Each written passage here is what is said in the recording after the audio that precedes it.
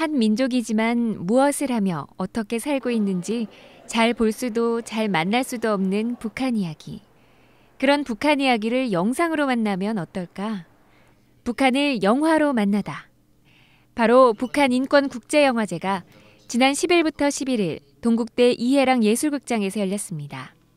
북한 인권 문제의 심각성이 많이 알려지고는 있지만 가슴으로 느끼지 못했던 대중들을 위해 그 사실을 영화로서 전달하고 그에 대한 관심을 높이기 위해 이 영화제가 열렸다고 합니다. 올 4월부터 조직위원회를 만들어서 북한인권 영화제 공모작 신청을 받았거든요.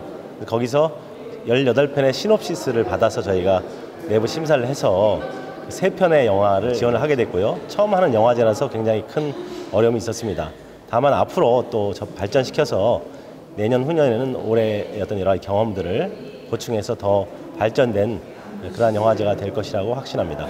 빈자리를 찾을 수 없는 객석. 인권에 관심을 가진 많은 분들이 찾아주셨는데요. 올해 처음 시작한 이 영화제에서는 다큐멘터리, 단편 영화 등 다양한 시각으로 접근한 10편의 북한 인권 영화를 만나볼 수 있었습니다.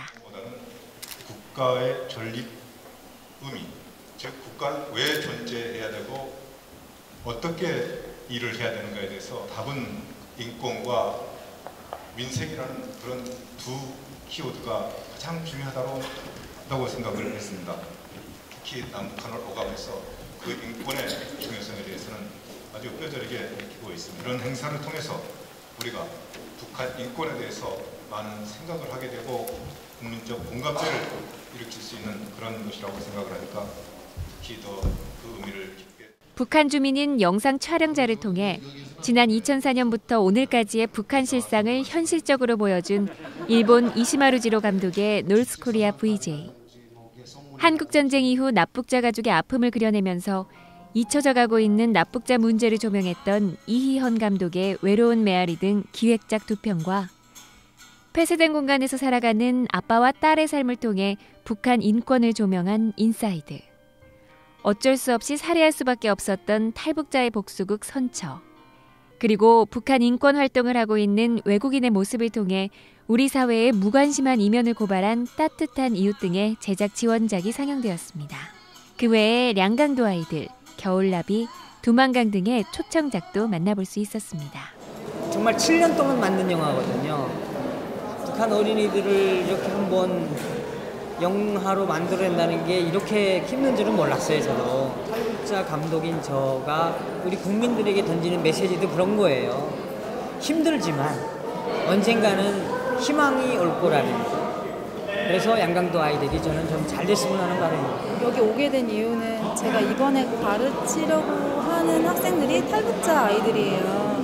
그래서 걔네들을 가르칠 입장에 놓여 있으니까 여기 와서 조금 사람들을 좀 만나게 되고 작품을 좀 더 접하게 되면 그 아이들을 가르칠 때 조금 도움이 되지 않을까 싶어가지고 겸사겸사 왔거든요. 탈북자의 한 사람으로서 이제 사회를 살아가고 그리고 이제 북한의 그 인권의 그 심각성은 뭐 익히 다 아는 거잖아요. 우리가 선자리에서 이제 할 수 있는 작은 것부터 하는 것이 우리가 관심이고 그것이 더 나가서 통일로 나가고 이제 북한 주민들의 인권에 대해서 우리가 이제 영향력을 줄 수 있는 그런 부분이라고 생각해요. 조금이라도 자기가 선자리에서 할 수 있는 그런 행동들로서 조금이라도 이바지하는 청년들이 이제 앞으로 더 많아졌으면 좋겠다고 생각합니다.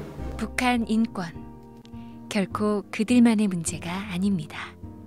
이번 영화제를 통해 나와 같은 공간을 살고 있는 북한 주민들의 어렵고 힘든 생활을 가슴 깊이 느끼고 이들을 향한 더 큰 관심과 의지를 우리 모두가 보여줄 수 있었으면 좋겠습니다. 우리는 한 민족이니까요.